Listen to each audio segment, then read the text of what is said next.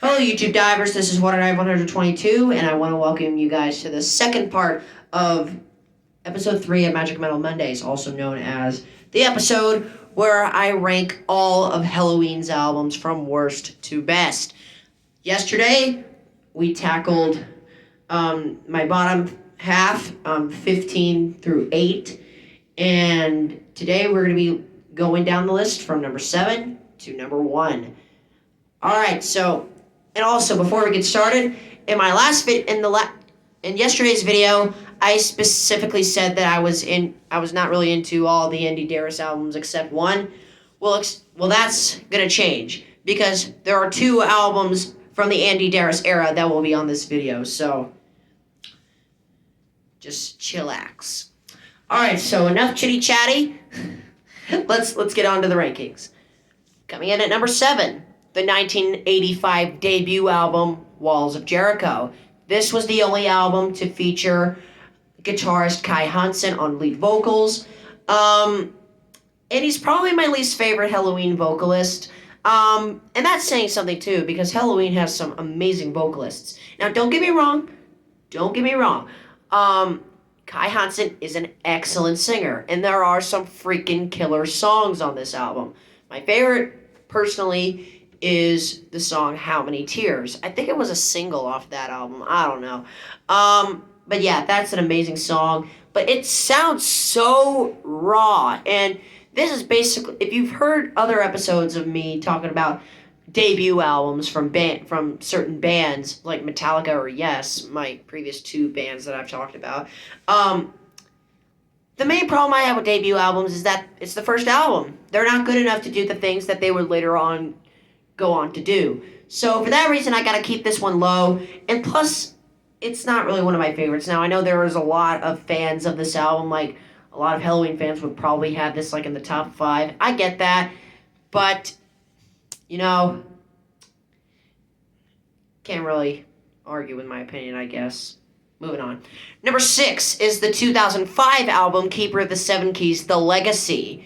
This album is freaking killer. Now, yeah, this is a double album, and like I said when I talked about Yes and Tales from Topographic Oceans, double albums are so interesting, depending on whether or not they're good. But I'm talking about like the good double albums are really, really good. I mean, you got bands like Pink Floyd, like with The Wall and that stuff, and Yes, with Tales from Topographic Oceans, and now you have this one, Keeper of the Seven Keys, The Legacy by Helloween.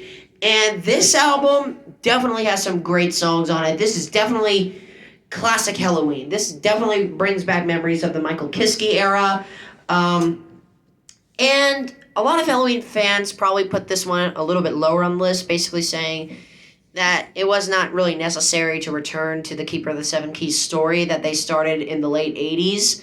But I think they did a great job. There are so many fantastic songs on here. First off, you got The King for 1,000 Years. I think that's another single off this album. And The Invisible Man, another really great song off this album. Occasional Avenue, and of course, my favorite song on Keeper of the Seven Keys, The Legacy, that is the song called The Shade in the Shadow. It was the song that basically introduced me to that album, and let me tell you, oh yeah, I don't know why that song is so overlooked. This album, in my opinion, is just so overlooked by Helloween fans. And when they do get a chance to listen to that, they're kind of like, it's okay, I guess. But for me, this is a real staple in the Helloween discography, and I friggin' love it. Okay, so now we're going into the top 5, and these are kind of like controversial picks. These could be interchangeable any given day. But for now, this is what I got. Number 5 is the 1993 album Chameleon. This is the final album of the Michael Kiske era until 2016 when, the Pumpkins United tour, all that stuff. But yeah, this is the final album of the Michael Kiske era, and let me tell you, this album is so underrated. You got phenomenal songs like the song Music and the song Giants and Step Out of Hell. 3 amazing tracks. And of course, the awesome ballad, I Don't Want to Cry No More. It just, oh my goodness. If you ever go to a funeral, I suggest you play the director, you suggest to the director you should play that song at the funeral or whatever you do.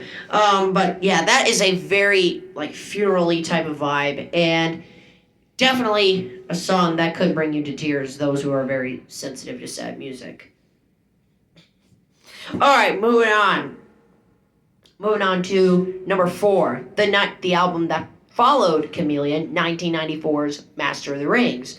This was the first album of the Andy Darius era. And let me tell you, this album is freaking amazing.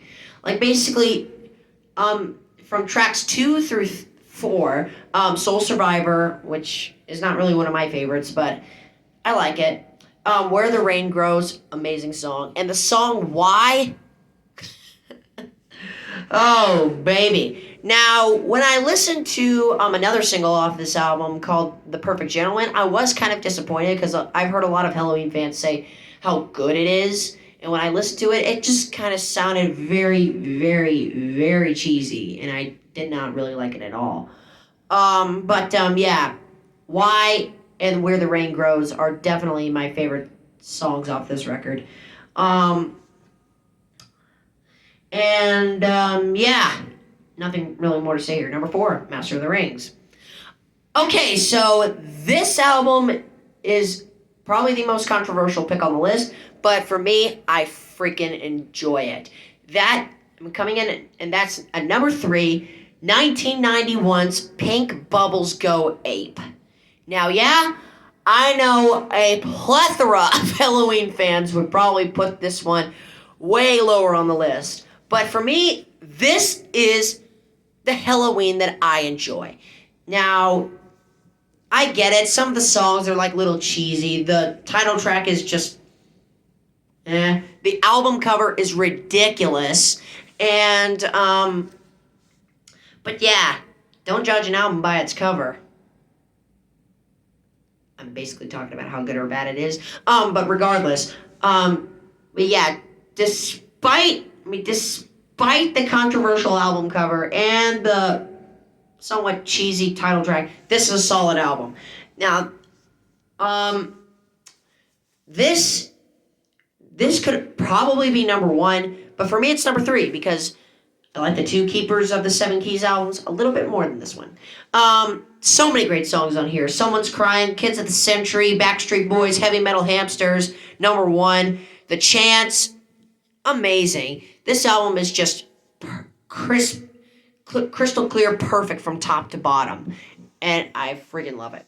Okay, so now you probably guessed numbers 2, number 1. They're the Two Keepers albums, but here's how I've got them in store. Number 2, the 1987 album Keeper of the Seven Keys Part 1. Now, I understand that a lot of Helloween fans would also have this like at number 1 or number 2. But for me, this is number 2. There are some amazing songs, like the songs that close off the album, which are The Tale That Wasn't Right, Future World, and the song Helloween. They're all amazing songs, even though I don't really enjoy the song Helloween very much. But I do like the song I'm Alive, so heavy. That's the kind of heavy Helloween I like. That's good heavy Helloween, in my opinion, of course. But yeah, I love the song The Tale That Wasn't Right. That's just an amazing, like, little ballad. And of course, Future World, the song that got me into that album and basically made me love Helloween even more than I already did. So, not really much to say here. Number 2, Keeper of the Seven Keys Part 1 from 1987. And process of elimination, we're at number 1. This is one of my favorite albums of all time, and this was the album that got me into Helloween, and that is 1988's Keeper of the Seven Keys Part 2. Now, this album is freaking amazing. It has such good production, such good vocals by Michael Kiske, such great guitar solos by Kai Hansen and Michael Wyckoff, such great bass lines by Marcus Gromkampf. I can never pronounce his last name. And such great drumming by the late Ingo Schwichtenberg. This album is just top to bottom amazing. You have Eagle Fly Free, March of Time, Rise of Fall, Keeper of the Seven Keys, Dr. Stein. You've got all these great songs. And of course, my favorite Helloween song of all time, I Want Out.